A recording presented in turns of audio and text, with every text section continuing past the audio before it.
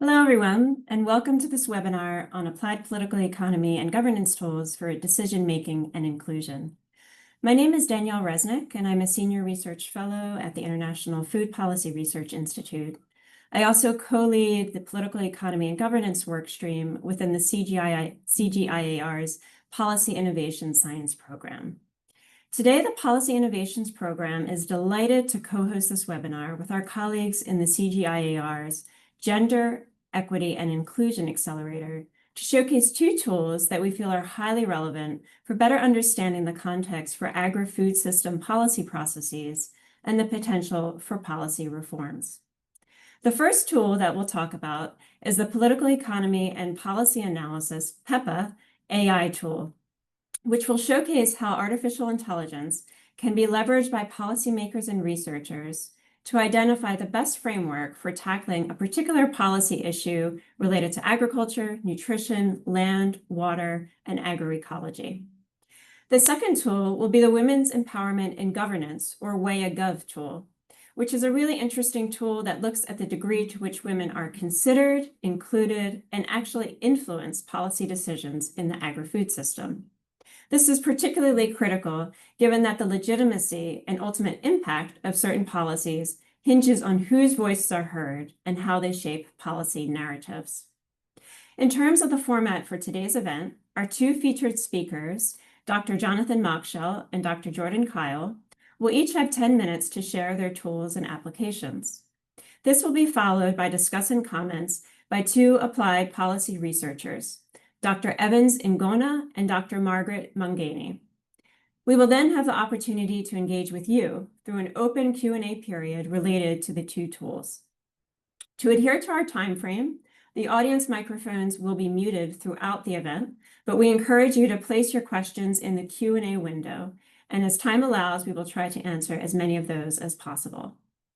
Before turning to our tools, we have the distinct privilege of welcoming Dr. Clemens Breisinger for some opening remarks. Clemens currently is the interim director for the CGIAR's Policy Innovations Program and the program leader for the Kenya Strategy Support Program in IFPRI's Development Strategies and Governance Unit, based in Nairobi. He previously led IFPRI's Country Program Office in Egypt and the CGIAR's National Policies and Strategies Program. His research, capacity building, and policy advisory work covers a broad range of issues related to food systems transformation and poverty reduction, food and nutrition security, climate change, conflict, and social protection. Clemens, over to you.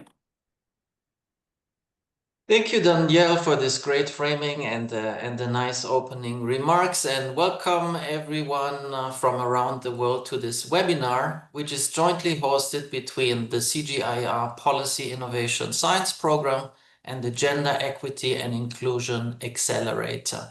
In fact, this event is part of the Policy Program's Global Webinar and Country-Level Policy Dialogue series. Thus far in 2025, we had organized around 10 of these events, including last month, What Do We Know About the Future of Food Systems, and another joint webinar with the Gender Accelerator, The Future of Youth Jobs in Agri-Food Systems in Africa. We'll put some links in the chat so you can take a look at those as well. More broadly, and for those that are not so familiar with the CGIAR's new 2025 to 2030 portfolio includes 13 science programs and accelerators, and one of these is the Policy Innovation Science Program. And there are three main activities in that program. First of all, setting global agendas. Second, responding to demand from policymakers and other stakeholders.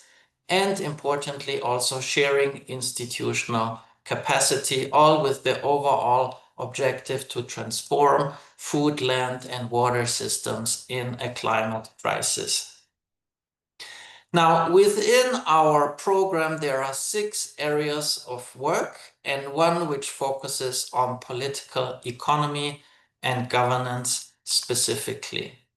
For me, having worked with many different government partners and other stakeholders, this area of work is absolutely critical.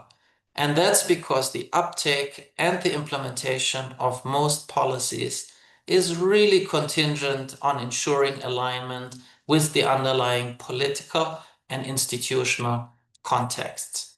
To this end, one of our major foci, as Danielle has mentioned, is developing and sharing useful tools for policymakers, research, and civil society in order to better understand what different binding constraints exist for policy and the implementation of policies. One of these tools that we'll all learn more about today is known as PEPA, the Political Economy and Policy Analysis Tool, which was developed under the CGIAR National Policies and Strategies Programs, which has now become part of the new Policy Innovations Program. It will be very exciting to see where Jonathan and his team have taken this tool using artificial intelligence. The second tool is the WEAGov tool supported by the Gender Accelerator, and it's a nice complement to PEPA because it delves deep into who is part of the policy process and especially can identify ways to enhance gender leadership in those processes. So I'm forward, and I'm sure we all do, to the feedback and the presentations, and we hope you will help us to further improve and promote these tools. Please also connect with us on social media. We'll paste the links in the chat as well. That's an easy way to make sure you stay informed about the exciting policy research activities and events that will be coming over the next weeks and months. Thank you. Back to you, Danielle. Great. Thank you so much, Clemens, for those remarks.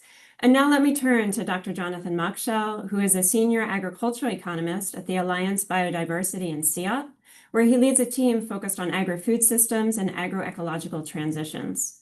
To generate insights for implementation, Jonathan utilizes a wide variety of tools, including political economy analysis, process evaluation, cost-effective analysis, and impact evaluations.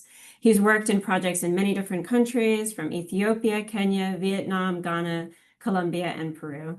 Jonathan, the virtual floor is yours.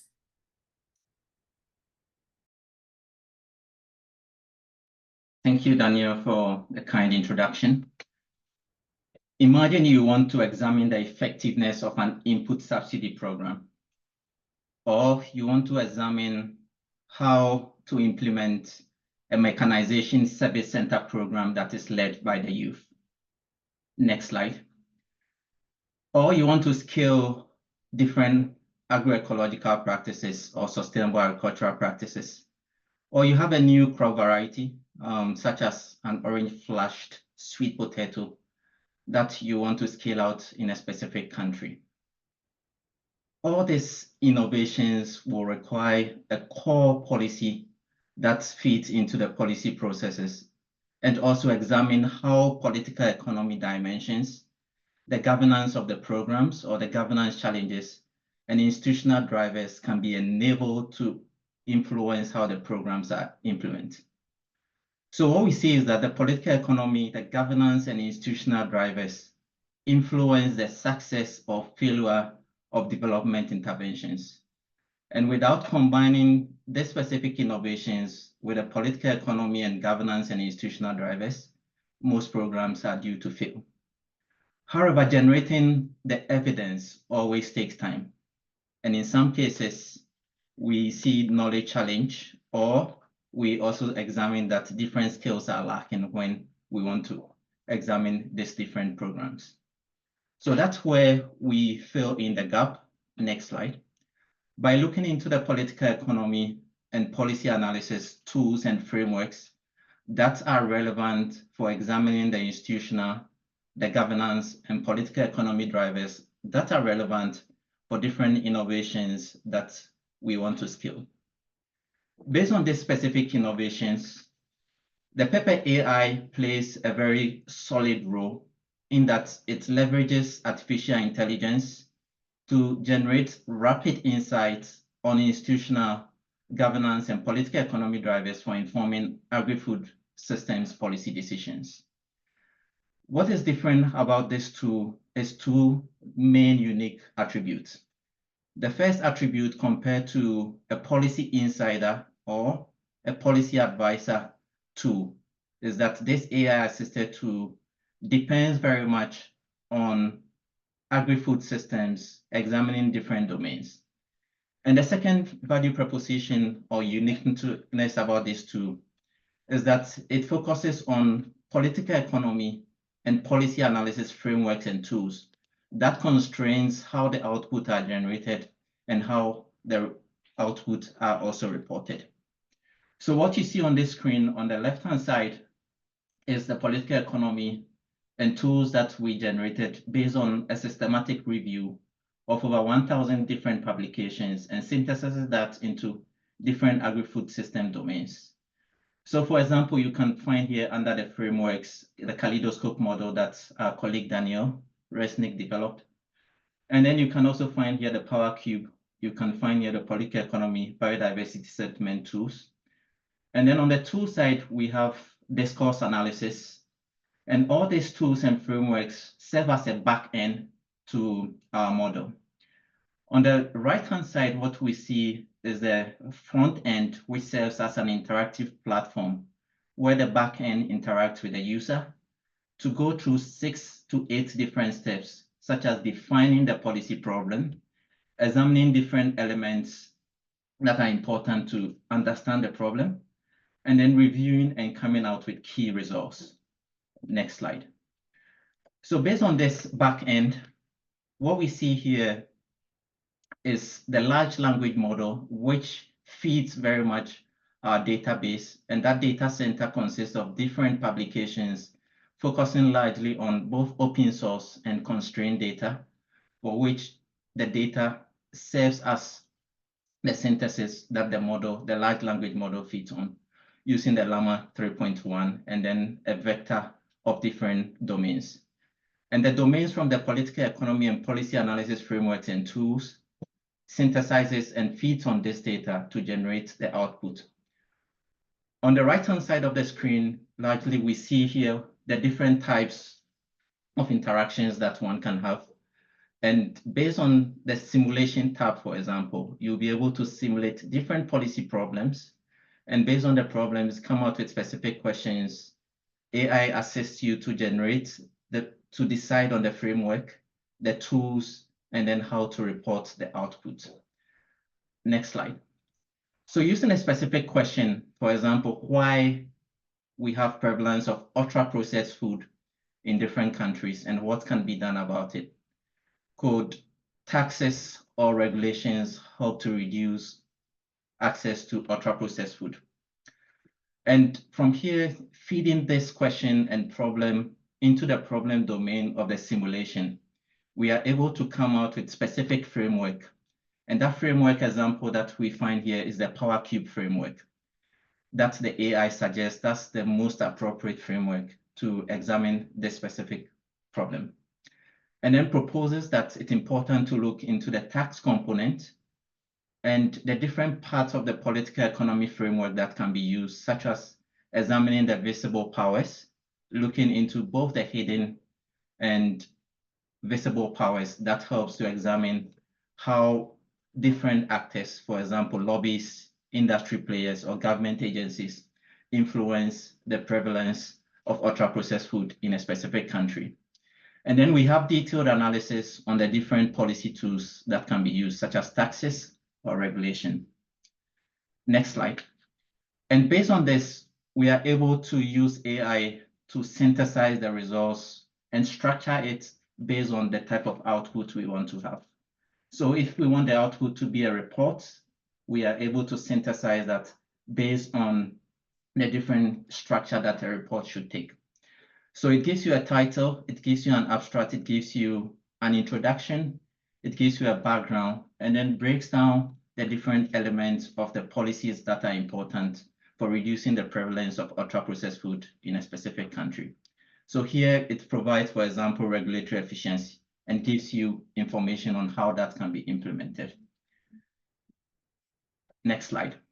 So based on this information, one is able to review what the AI is able to provide in terms of information and the analysis.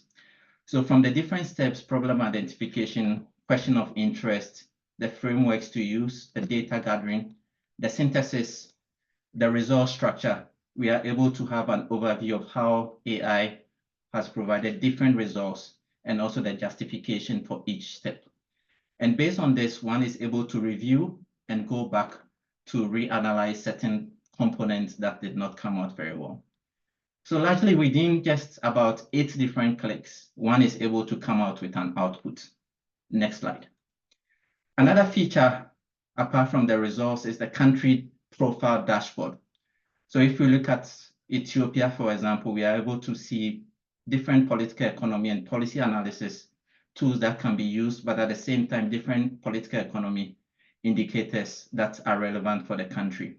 Next slide. And based on this, we are able to see that different countries are already using the PEPA AI based on the beta version. But we also see that it's important to bridge what we call the PEPA AI desert, where we find mostly in a number of sub-Saharan African countries. Next slide. And how we want to do this is through co-implementation with our partners, primary targets, which we call a network of stakeholders within the CGIAR at the top part, different science programs, but within the countries also, the ministries, the bank, key policy think tanks, etc. And we want to be able to work with these actors directly, but at the same time, these actors also serve as secondary implementers, which we call hyperscalers. So definitely the demand for PEPA AI to resolve key issues will increase, and our partners will play a key role in using this tool. Next slide. And these are the key people who will help us to be able to do this implementation across the different countries. Next slide. And finally, we have a number of different tools that we've developed. And coming back to the question we started with, whether you want to improve the effectiveness of an input subsidy program, we have an infographic here that you can use, whether you want to explore the emerging tools that can be used for rapid policy analysis or decision tools. We also have material here. And then also on the platform or website, we do have different tools and videos that can be used. So we encourage you to use this QR code to scan and be able to access the platform. Over to you, Daniel. Thank you so much, Jonathan. And yes, please do use the QR code. We've also put a link to the tool in the chat as well. So we encourage you to click on that, to try to engage with it on your own. And Jonathan and his team are certainly willing to answer any questions you may have about the tool. And we're going to hear a little bit later from Evans and Gona about how he at Kipra has been utilizing PEPA AI. But before we get to that, we're going to turn now to another tool. So we've just heard about PEPA, which basically is creating an interface around existing peer-reviewed policy process frameworks.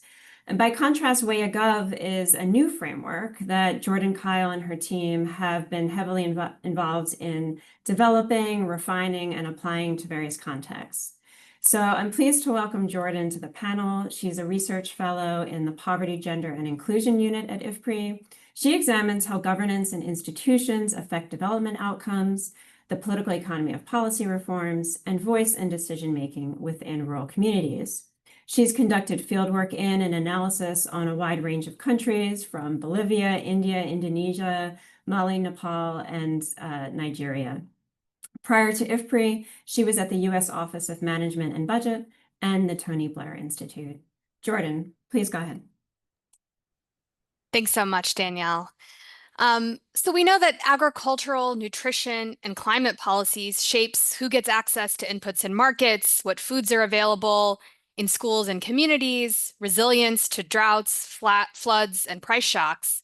But the outcomes of these policies depend critically on how grounded they are in the realities of those they impact, how well and evenly they're implemented across the population. And their sustainability and legitimacy also depends on whether policy solutions are developed inclusively. So with this in mind, I'm going to introduce WEAGov, which is a policy analysis tool to identify gaps and entry points for women's inclusion and empowerment in the agri-food policy process.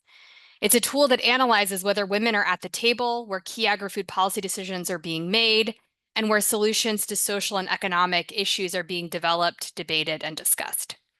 This framework was developed jointly with Catherine Ragasa and has been improved and piloted by our research development partners in Nigeria and India, the Agricultural Policy Research Network, and LEAD at Korea University. Next slide. So while women might be closing the gap in things like access to health and education, their full and equal participation in policy decisions that affect their lives and livelihoods is lagging far behind. Globally, only 22% of members of parliament and 16% of cabinet secretaries are women. And in 2024, the World Economic Forum estimated that at current levels and rates of progress, it would take 169 years to close the political gender gap. But these representation numbers really only tell part of the story. To understand women's influence on agri-food policy specifically, we need to be able to look inside of the agri-food policy process. For example, to see things like how women may be advocating for policy solutions from within civil society organizations, how women might be leading within line ministries, government efforts to consult with women and women's groups during policy development, and whether gender targets that are set in national policies are being monitored and tracked. And these are the types of activities that WEAGov tries to pick up. Next slide. So with this in mind, Catherine Ragasa and I developed the Women's Empowerment in Agri-Food Governance Assessment Framework. And it's a tool to analyze gaps and identify entry points for increasing women's inclusion and voice across the whole agri-food policy cycle. We can use it to answer questions like, are women meaningfully engaged, and are their views incorporated in the policy process? Are agri-food policies setting meaningful gender targets, and are these targets backed by budget and real implementation on the ground? Are we collecting data and feedback from women so that we know how well policies are actually working for them in practice? Next slide. WEAGov is built around a simple but powerful framework. At each stage of the policy cycle, policy design, implementation, and evaluation, we ask, are women considered? Are women included? And are women influencing the outcomes? This emphasis was derived from political science theories and theories from other disciplines, but also from deep discussions with index developers, researchers, donors, and policymakers in many different countries. Through these early consultations, we heard clearly that actors want to diagnose gaps in inclusion, to check if policy targets on paper are funded and implemented in practice, and apply tools on women's leadership that are tailored for the agri-food space specifically. So these are some of the demand things that we're picking up in developing this tool. It has been refined through piloting and partnerships. We're not done. We're still looking for new partners and interested in conducting new pilots. We're always refining this tool. It is multi-sectoral. So it looks at women's roles across public sector, civil society, and private sector, recognizing that all of these sectors are important to the policy process. And it's a multi-method participatory approach. So it does really rely on partnerships and inputs from key stakeholders in whatever country or context you're working in. Next slide. So I want to introduce 3 key ways to use the WEAGov tool. So first, the conceptual framework is really a starting point for thinking about inclusion in the policy process. We focus on the inclusion, on the voice and agency of women, but I think this framework could be used for other groups like youth, indigenous groups, even farmers. It's a very general way to think about inclusion across the policy process. So next slide. Here you can see the 3x3 conceptual framework behind the tool. So it's going to look across each stage of the policy process, from development, implementation, into how we're evaluating and knowing whether the policy is working. So thinking about what issues are salient, what policy solutions are adopted, and how those are implemented and evaluated. And at each stage, WEAGov looks at how policies are taking into account the different needs and priorities of men and women, whether men and women are meaningfully weighing in on the policies that affect them, and whether women can act to shape policy choices. So each node on this 3x3, like each intersection, highlights a different question and area of analysis. So next slide. So for example, we might be looking at, who was consulted to design policy solutions. Next. Whether gender policy targets are funded. Next.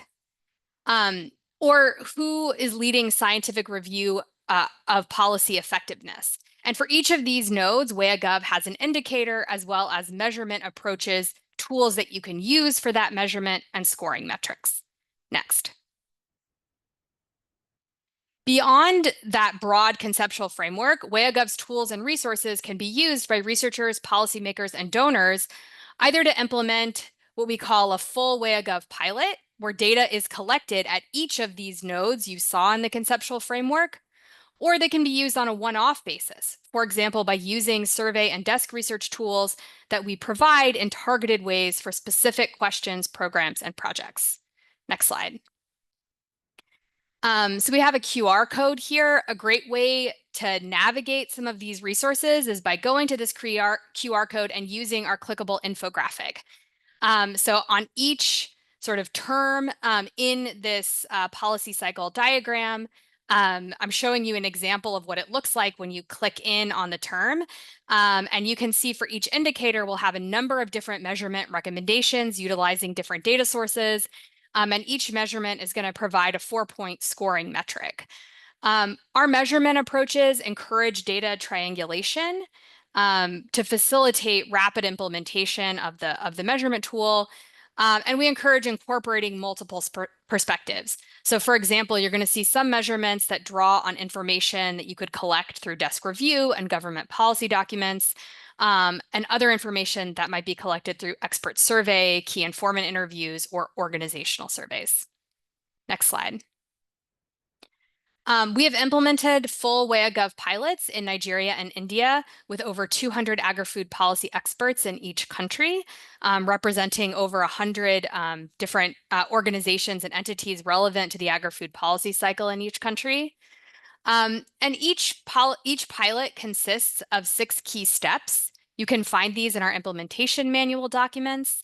But it ends with a policy dialogue, which convenes key stakeholders around the data and findings to prioritize entry points and solutions to gaps that have been identified.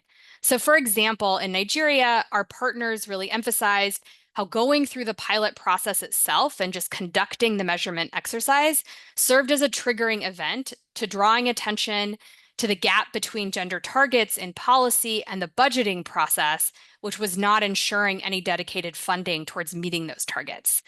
Participants worked in the policy dialogue to identify a number of concrete steps that could be taken during the budgeting process to better link those targets with specific budgeting timelines and steps. Through our partnership with Award, which Margaret is going to speak to in a minute, WEAGov is being applied in policy research projects among the cohort of African Policy Innovation Fellows. Next slide. So finally, I just want to share the QR code for our project website, which has a number of different tools and resources that you can use. So in addition to the clickable infographic, you can also find our conceptual framework, an implementation manual to walk partners and organizations through how to implement a WEAGov pilot. You can find survey and desk research tools, as well as the results of our pilots in India and Nigeria.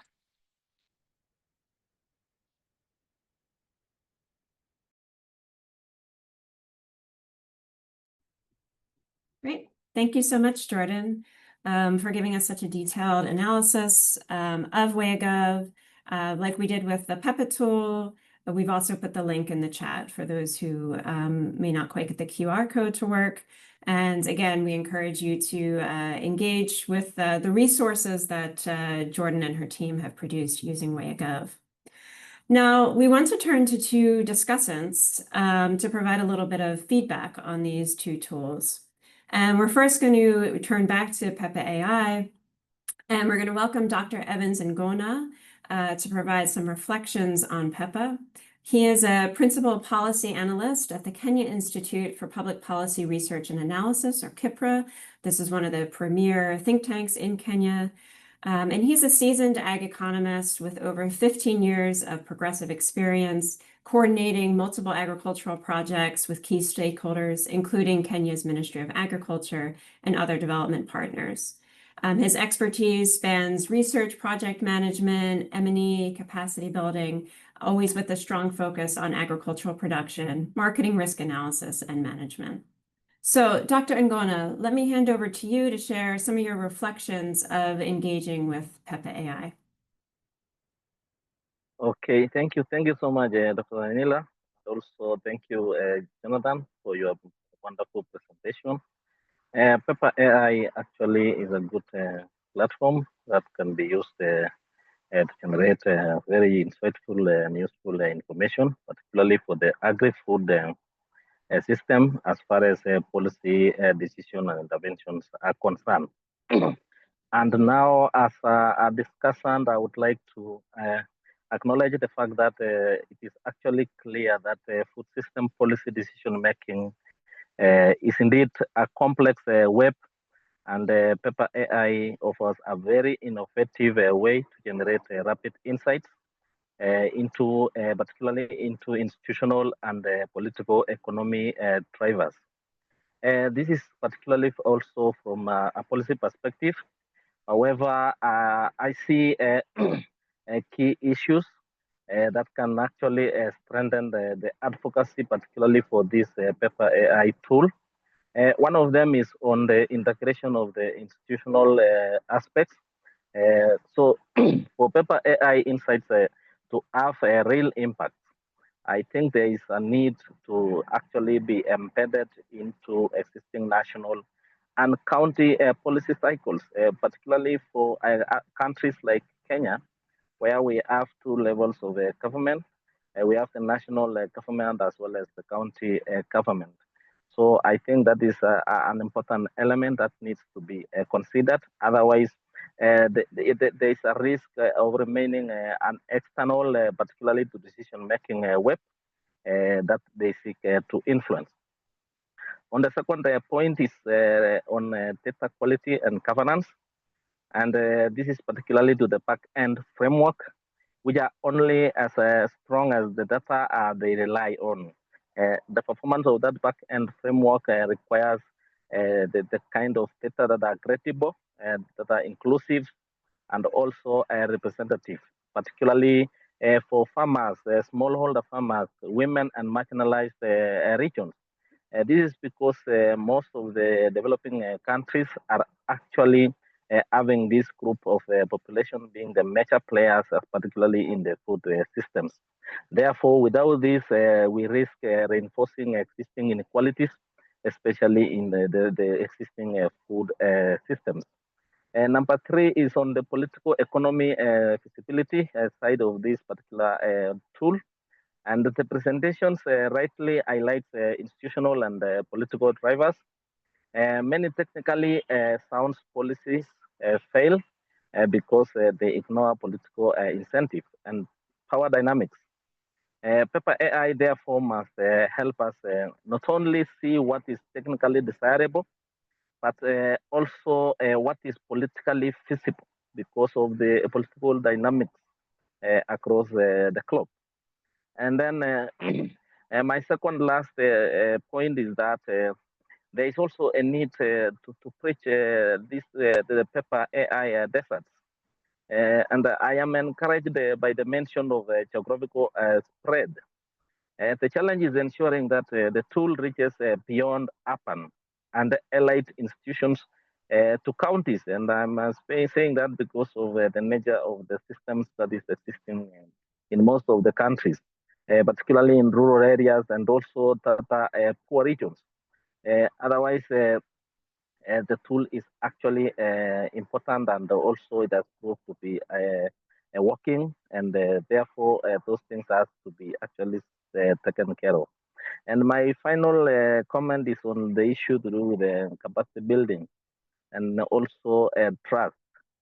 The interactive steps at the front end, particularly, are a strength, but policymakers and institutions need capacity to interpret and apply these insights. Therefore, building human AI partnership where policymakers see PEPA AI as a trusted decision support tool will be imperative for this particular sector for the food systems. And in conclusion, PEPA AI is a promising innovation. And if it is institutionally embedded, data governed, politically grounded, geographically inclusive, and supported by capacity building, it can truly deliver the win-win of technologically sound and politically feasible strategies for agri-food system transformation. Otherwise, thank you very much for listening to me, and I beg to stop there. Thank you so much, Evans, for that great feedback. I'm sure Jonathan may have some reflections on that feedback when we turn to the Q&A period. And now I want to turn to our other featured discussant, Dr. Margaret Mangani. She is the Senior Manager, Gender and Programs with the African Women in Agricultural Research and Development Program, or AWARD. Her work spans a range of areas, including advocacy and practical integration of gender into agricultural policy and university curricula, design and delivery of experiential, transformative gender and agricultural training programs, and national agricultural strategy and policy formulation. Before joining AWARD, Dr. Mangani was an associate professor of ag extension at Makerere University in Uganda, and she's held advisory and leadership positions with the African Forum for Agricultural Advisory Services and the Uganda Forum for Agricultural Advisory Services. Margaret, over to you on your experience with using WEAGov. Thank you very much, Danielle. In this forum, I'm going to discuss this framework and tool, WEAGov, which we have used in AWARD in partnership with the developers, Jordan and Catherine. Next slide, please. Yes, I'll start off with the context so that we are able to appreciate the way in which, or the framework within which this tool was piloted. That is part of our AWARD's Gender Responsive Agriculture Policies Fellowship. The acronym is GRASP. I'll talk about how we applied it, and finally, its strengths and challenges and recommendations for improvement. Next slide. This is a snapshot of the fellowship program, GRASP, and GRASP seeks to grow a pool of confident, capable, influential African women who can lead gender-responsive agri-food system policies in Africa. And as part of this fellowship, the flagship is a policy innovation project, which is really the context within which we applied WEAGov in partnership with IFPRI. So these policy innovation projects, each of the fellows that is funded and supported by AWARD is guided to identify and define a policy problem. And usually this is one where they are working and they have, it's a real problem, an actual policy issue. And at the center of it is to identify a gender gap. And then we guide them on how to conceptualize a pathway to address the gap and to conduct policy analysis so that they're able to come up with evidence, package it, and engage policy actors to influence change.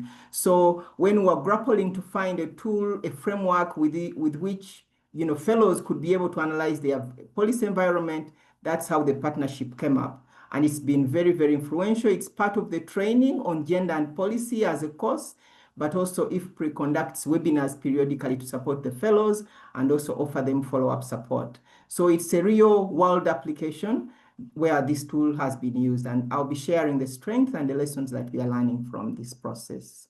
Next. And here, this is again background. These are two of the fellows that have used the framework and shared their feedback. In total, 8 of them have shared this feedback. There are others that have done so, and they've already produced policy briefs which can be accessed. Next. This is a third fellow. I've picked out 3, but as I said, there are many others that have used the tools and framework. And some of the questions that they have, you can take us back. I wanted to spotlight some of the analysis questions that the fellows are asking. Do the policies of focus consider rural women's needs and priorities, for example, in climate smart agriculture? How about whether there are meaningful opportunities for women policy experts to participate in policy design and feedback? We know they can be managers or heads of departments, heads of institutions, but really questioning the extent to which their engagement in policy processes is meaningful, to what extent they have agency to influence, and how they exercise the influence. So these are some of the issues that the fellows grapple with in order to be able to understand where the gaps are for women's meaningful engagement and contribution to policy processes. So next, please. Again, here we Jordan shared the tools and the flexible ways in which the WEAGov framework has been applied. And for us, the fellows have looked at using the 3x3 conceptual framework to conceptualize the policy gaps that they are addressing in the policy innovation projects. They've also used policy content analysis using the framework in WEAGov to conduct desk reviews to analyze gaps in the policy documents, but also expert surveys in organizations, but also afterwards to follow up with experts to understand how women are participating in the policy processes in terms of how they are considered, how they are included, and how they influence. So these levels of application have been where we have used the framework. But also to say that for us in award, we have not really, because the policy innovation projects are small, the funding for each fellow is $3,000 US. It's not the national level policy analysis and the environment under which the WEAGov was designed. So really it's an adaptation of the frameworks. Next. And this is yes, what we found useful, one of the key aspects that the fellows have pointed out is its very comprehensive nature in terms of evaluating policies. You are able to look at, 5, 10, 20 policies, national policies in agri-food systems and assess them comprehensively. One of the critiques that has been leveled against gender research is its anecdotal nature, lack of systematic approach, but WEAGov addresses that gap because you are able to use tested empirically systematic procedures to assess policies. So that's one of the strengths. It is structured and it's able to analyze the gender inclusion or integration throughout the entire cycle, policy cycle, from design to monitoring. And also the value of multiple sources from desk review to organizational surveys and then expert surveys, putting all that together to be able to assess the extent to which women are empowered in the policy process is a plus. Next slide. The challenges that we have encountered, again, bearing in mind the context within which we apply the framework and tools. The first one is the desk review, and this is most, if not all, fellows have actually used this, using the framework in the tool to be able to assess the extent to which there is attention to women's needs in terms of target set, in terms of policy objectives. And the challenge that has been mentioned here is inability of the framework to spotlight gender-blind language, where many policies reference, farmers or households, smallholders, but without indicating whether they are men or women, and therefore being blind to the uniquenesses that exist in the diverse beneficiaries of the policy. So the recommendation here is that WEAGov should include a checklist in its manual so that it can guide on how this can be done. The other one is the organizational and expert survey, where the framework gets information from organizational experts, and it doesn't specify whether these should be men or women or disaggregate the perceptions that come from there. So the recommendation is that since we want to understand how even expert women are influencing policy processes, it would be important for the framework to be clear on the sampling for the respondents of the organizational survey. And also lastly, the voice and agency of smallholder women farmers, to have their voices targeted and data from them be more explicit For example, including them as targets in the technical validation of the findings, but also tracing how national policies cascade to local realities and therefore meet the needs of smallholder women farmers. So that is those are ways in which our fellows have adapted, and would recommend that the framework also includes it in the manual that guides the implementation. Thank you. Thank you so much, Margaret, for that detailed overview. I think the slides are really helpful, and a nice balance of how it's been used and reflections that Jordan and the team can take on as they continue to refine this tool. Now, we want to take some time to turn over to the many questions that we have received. You can continue to share your questions. We prefer if you put them in the Q&A tab. I know Vanessa has been active in moving them from the chat to the Q&A. We have many questions, so I would ask all the panelists if you can put your cameras on. And I'm going to ask a few to you at once, just so that we can cover as much as possible. And I'm going to start first with you, Jonathan. First, we had received an earlier question that there are many tools out there, AI tools like ChatGPT, for instance. So taking those types of tools into account, what is the added value of PEPA AI? Could someone just go to ChatGPT and ask for a policy process framework for their agri-food system issue? Related to that, there was a few questions about whether PEPA is a LLM model, an open source model. So maybe you can clarify some of the technical details. And then take some time to touch on one of Evans's points, which was ways that you see this tool being perhaps adapted to take into account local context, such as contexts where there is devolution and county governments or regional, provincial governments also are key in the policy process. Over to you, Jonathan.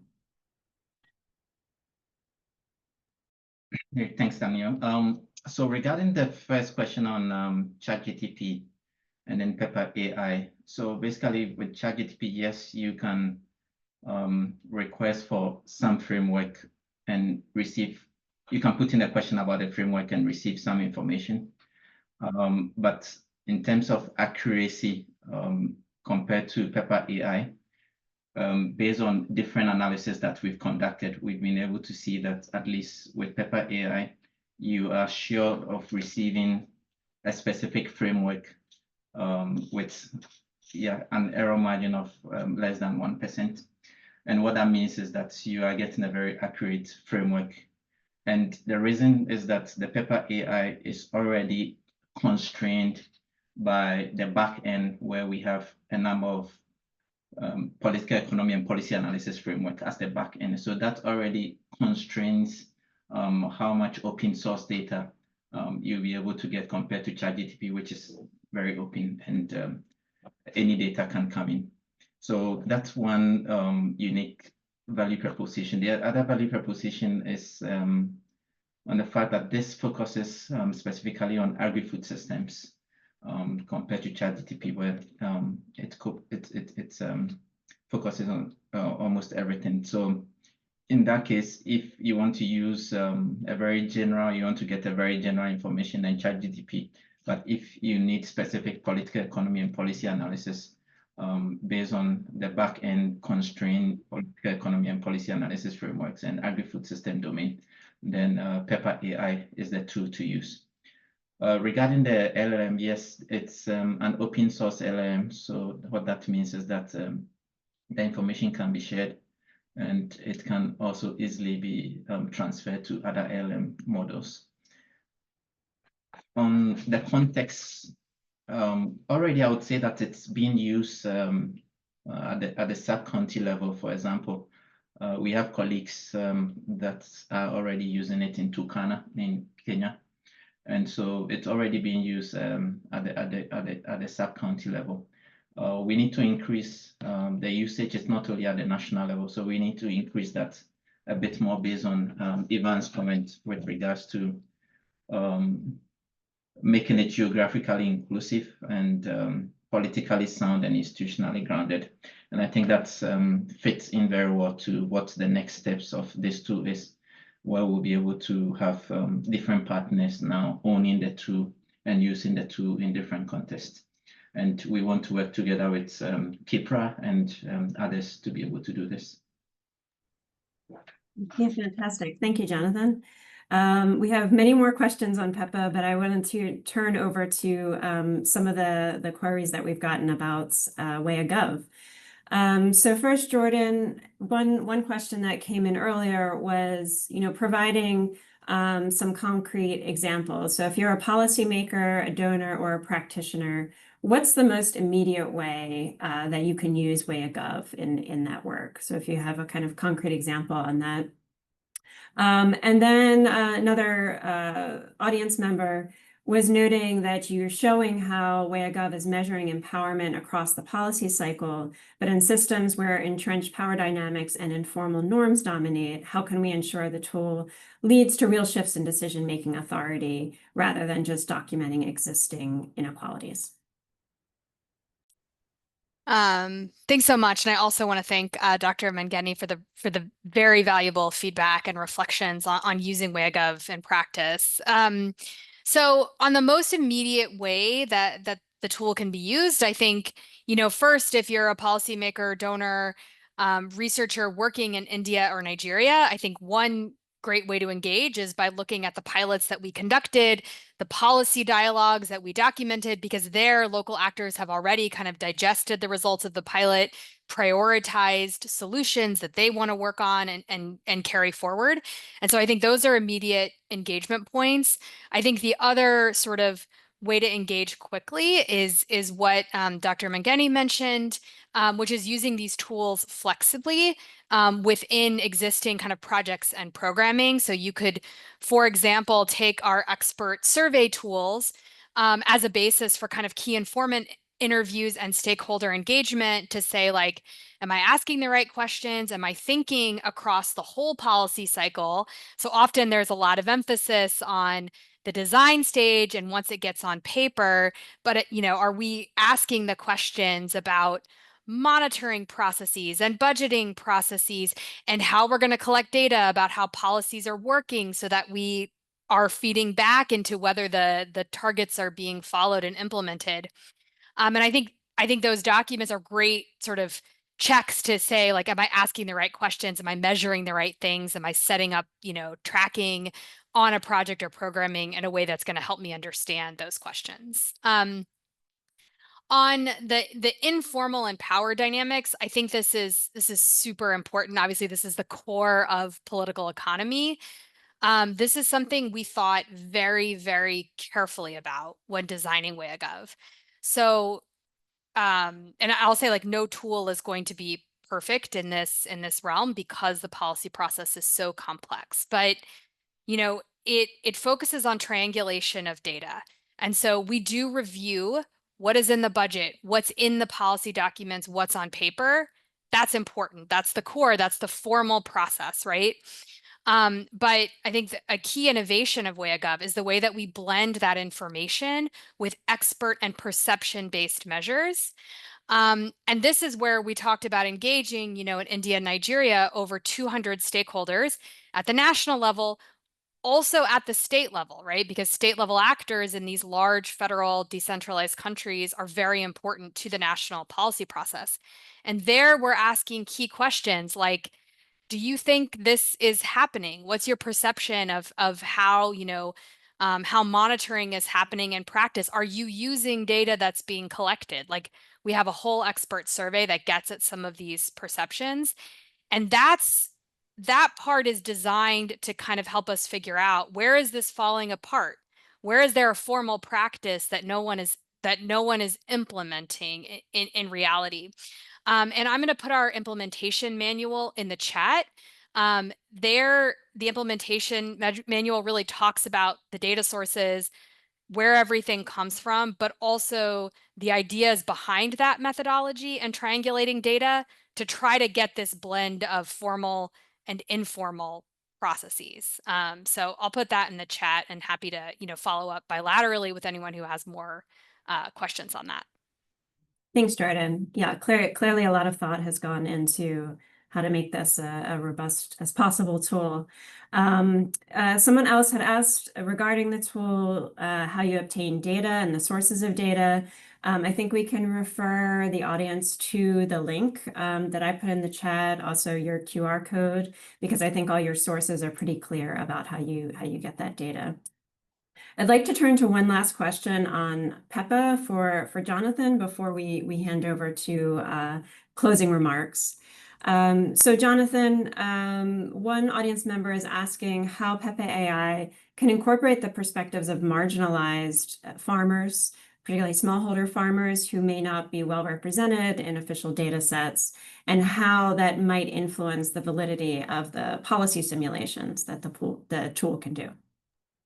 Yeah. At the moment, we have some limitation here, and the limitation is that we don't have sufficient representation of marginalized group because the database is based on open source data, which we have access to. However, colleagues from some of the climate action science program are already using this in Turkana, and the idea is that they will be able to collect data from farmers, and that data will feed back into our database through the data centers. And over time, as we have more raw data from farmers, the model should continue to learn and improve the results from marginalized groups. So that's the plan. Excellent. Yeah, every tool has its scope, conditions, and limitations. We can't do everything with those tools. So thank you for sharing that. We would like to have the opportunity for our co-host for this webinar, Dr. Nicolene de Haan, to provide us with a few closing reflections. And I will note that some of the other questions that were in the Q&A, we can still follow up with audience members with afterwards. Particularly, there was a few additional ones on PEPA AI. So we will not forget those. It's very useful feedback and issues for us to think about. But over to Nicolene de Haan. She's currently the director of the CG's Gender, Equity, and Inclusion Accelerator. She previously directed the CGIAR's Gender Impact Platform. And prior to that, she served as the leader of the gender team at the International Livestock Research Institute. She has over 20 years of experience gender, rural livelihoods, livestock, natural resource management across a range of global institutions, from the FAO to the International Institute of Tropical Agriculture. Nicolene, what are some of your reflections from today's event? Thanks, and thanks as well for inviting me for this. I really enjoyed the presentations because for me, what really came out was the big question that was mentioned, I think, in the beginning: whose voices are heard? And I think that whole thing of voices, decision making, is important, because I think one of the panelists also, even I think it was Evans, who even said, you know, if we don't listen to those voices, we'll increase inequities. And again, that's one of those areas that we as the Gender Equality and Inclusion Accelerator really try to work hard on to start reducing them. And that's why it was also interesting that Jonathan mentioned the whole issue of we don't even have some data on some of these voices of marginalized people or socially excluded people. So again, very interesting and important conversation going on there. Having said that, what I also liked is that they both give you a very good insight. PEPA and the WEAGov, they give you a very good insight in the policy process. Things like whether gender targets are met, meaningful engagement. We don't often talk about that. You know, having women at the table is great, but having women actually have a voice and being listened to is a whole different story. For the PEPA, also the whole fact that it does look at very different levels. The whole conversation that I thought was also interesting about, you know, making sure that the rural areas also get put in there. Power dynamics, another wonderful one that was actually mentioned that allows with these tools to happen. What I also liked is the other level, which was that they're really being used. Each one of these tools are really being used. KIPRA award, both partners of ours, wonderful, etc. So I think it was a wonderful webinar. I really appreciate listening and hearing, and hope that we can continue our collaborations and continue having that conversation across the two sides. So there's not only gender here or policy here, but that it's actually both together that will make a bigger difference. Thanks again. Thanks so much, Nicolene, for those remarks. And thanks to all of you for joining us today. We know it was was quick. It was just an hour. It seemed to fly by, but we're really grateful for your time today. We hope you all engage with PEPA AI and WEAGov in your own time. Share with us, share with the teams your feedback on these tools and other potential applications you envision for them. I also want to thank Vanessa DeBurgo with the Communications and Outreach of the CGIAR Systems Office. She's facilitated logistics for this event. Raji Nirmal, who's the Communications Manager for the Policy Innovations Program, and Aditi Chug, a research analyst at IFPRI, who's been behind the scenes today, seamlessly managing all the slides. We hope you'll join us for future seminars related to our political economy and governance work under the Policy Innovations Program, including on the politics of agricultural subsidy reform, efforts to enhance policy coherence, and global governance of the food system. In the meantime, we're wishing you a great rest of your mornings, afternoons, or evenings, wherever you are in the world. Thank you and goodbye. Yes, goodbye. Thank you so much.